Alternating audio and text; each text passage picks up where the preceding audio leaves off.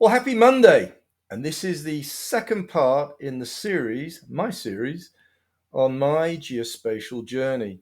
And in many ways, what I'm talking about here is not just my journey, it's actually the journey of the whole industry. So I hope this proves to be interesting to folks who don't necessarily have the long period of time spent in this industry that I have, and have got more hair than me as well. So let's go back to 1998, which is kind of where I left the last one. So I did a master's degree in GIS at the University of Utah. I chose to build a Web GIS application for the Forest Service, which at that time was pretty cutting edge. The web was just really growing. In fact, I remember being sort of a big web advocate and talking to people in marketing to say, have you got a website yet? And often they said, we can't afford that. We can't justify that expense, which was not quite realizing where the industry was going or where the world was going in terms of marketing and advertising and the web and the importance of the web. So I built a web application for the using MapObjects IMS from Esri, and then I actually started to become a developer. So never was going to be my end path in my career, but I was very interested in how you could almost take a blank sheet of paper and build things on top of it, and using the various tools that were out there.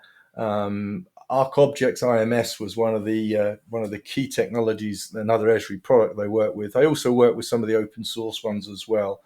I spent a while building websites, actually. Loved Flex, built some very cool stuff. One of the things I noticed, which was an observation I've since made to technology as we move forward, is at that time we had, when I started working with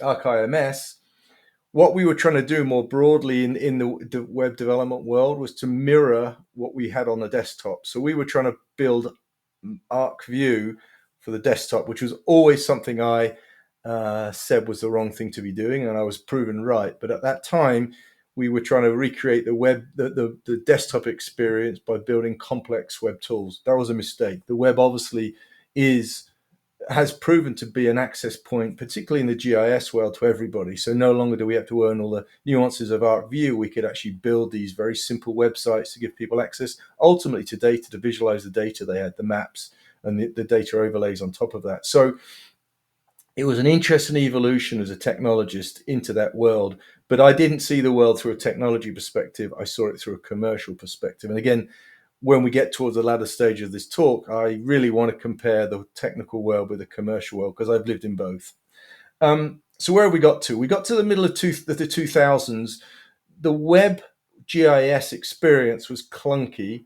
ArcIMS panned or zoomed, it rebuilt the picture. So you got this flash, and then you got this image reappear. Google Maps appeared, and they had Slippy Maps. And people that don't know what Slippy Maps is, that's your web experience today.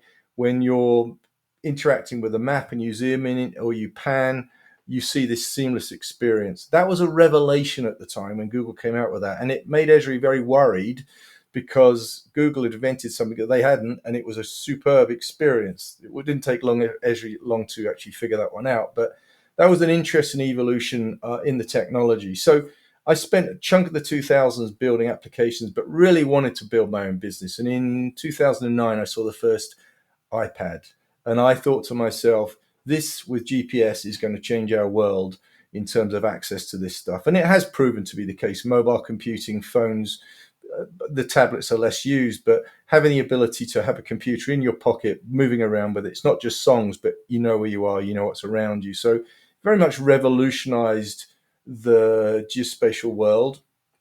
I set up a company called Web Map Solutions, which was a mobile-focused GIS development company. We launched things. We launched the first Esri product, Esri software solution in the Apple Store and the Android Store. So we were very early into the game. We got a lot of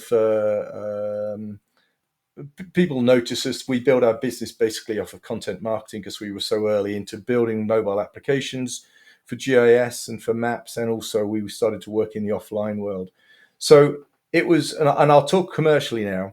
We built a really nice business. We worked super closely with Esri. the whole business was around marketing and content marketing. We got awards from Esri actually for all of our marketing because we were promoting Esri as much as ourselves. But the mistake that I made in founding the company was I went too wide. And we'll come back to this in a bit, but if you're building a company in whatever space, stay narrow, stay focused.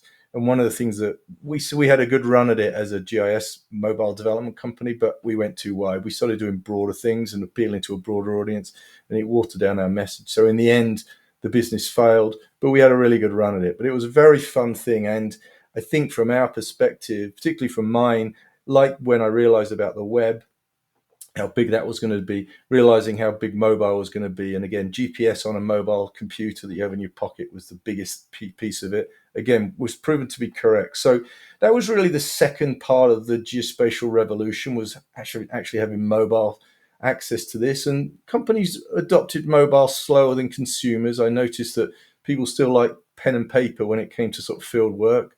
So the adoption of GIS mobile tech was slower, but it was a trend that has proven to be a very successful trend. And then I actually went to work for a number of geospatial companies. A lot of them were Esri partners. Some of them weren't.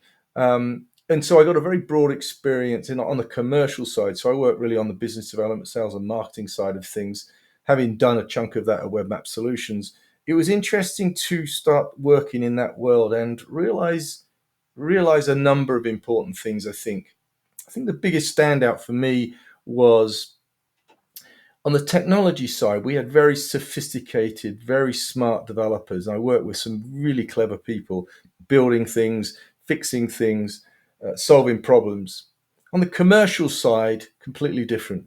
The commercial side of the GIS, geospatial industry, I found quite different to the technical side. And I have to be careful how I best express this, because I'm not pointing fingers at anybody. I'm broadly talking about the industry and where I kind of see the business side of it. I think that I'm trying to think of the right word for how I see the business side of it. The business side of it is really kind of the number of businesses in the GIS space, particularly, are small. There's a lot of sort of, you go to the same conferences, you see the same people. The offerings are similar. The differentiation is limited. In many cases, organizations I worked for had no marketing or very limited marketing. I think that the growth was challenging for many of the organizations I work with for various reasons. I don't think the sophisticated sales marketing that I've seen outside of the geospatial industry is applied as well in the geospatial industry. Again, I have to be careful how I say this because there's some really good companies doing some great stuff, but my experience of the commercial side was it wasn't anywhere near as sophisticated as the technical side. And I think that's held the industry back. I'll be blunt. I think it's held the industry back, and I think it continues to hold the industry back. That's not to say that people aren't now getting more sophisticated in how they build out their strategies, how they do their sales, how they do their marketing, but I still think there's a lot of room for growth within that area. It's actually one of the reasons why I set up Gen AI Marketers, but we'll get to that. So I started writing about 3 or 4 years ago about a change in the geospatial industry. In fact, my journey in the geospatial industry changed as well. I left GIS, the 2D mapping world, which was then, and I entered the actual multidimensional world, which was meaning I started working with not just 2D data, I started working with 3D data and 4D data. Digital twins became relevant to me. Digital reality became very relevant. So it was interesting to move into that world. I started working with remote sensing data. LiDAR became important, and some of the other data sets we're now collecting. And I was writing about Geospatial 2.0. So Geospatial 2.0 was really about that revolution. It was really talking about the fact that I realized that, and others were on the same page. I was actually interacting with other people who were talking about the same stuff.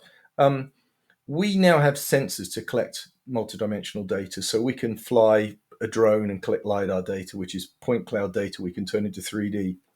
That revolution has been going on for some time, but it really accelerated over the last 5 years. So now we have a tsunami of data, and folks don't know what to do with it. And we're beginning to see the industry shift not away from 2D maps, but broaden.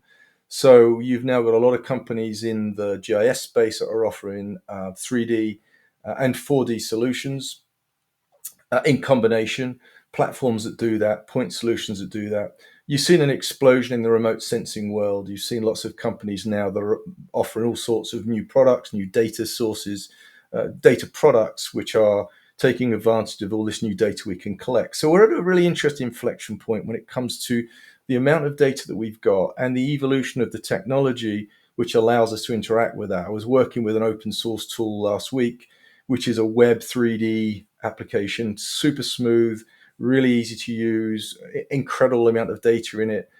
So we have the software, we have the platforms, we have the data, we have storage now, which has got a lot cheaper.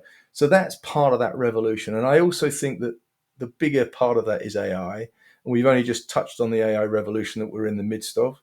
And again, I'll touch on this in future talks, but AI is very confusing to people. It's not a new thing. It's been around for a long time, but it's really taken off over the last few years.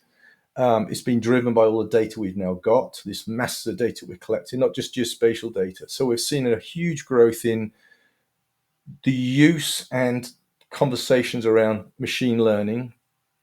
And one of the big drivers that people are very unsure about is generative AI as well, which is where we've actually taken unlabeled data. Again, we'll talk about this, and we can actually interact and create new things, images, videos, documents, etc., using generative AI. So we're at this really interesting inflection point again. I would say the third for the geospatial industry, first being web, second being mobile, now being all this new data, the new capabilities of the software and the platforms, and AI to automate chunks of that. So that brings us to the present day. That's kind of my brief history of working on the technical side and having a good understanding of the technical side of things. And now, having worked on the commercial side, seeing some of the limitations, I think, of the industry as it stands, as it begins to grow, as we begin to see others interested in it. And this third revolution, which is the data and the AI piece. So I'll talk more about the current day. I'll talk more about the stuff that I'm currently focused on, and more broadly about where I kind of see the industry going and how I have enormous excitement for the future of geospatial. So that'll come in the next talk. As ever, if you want to follow me on LinkedIn, feel free to do that. Subscribe to the link to the YouTube channel where this is posted. I'll put any links below this that are relevant to this talk, and join me on the next one. Thanks for watching this.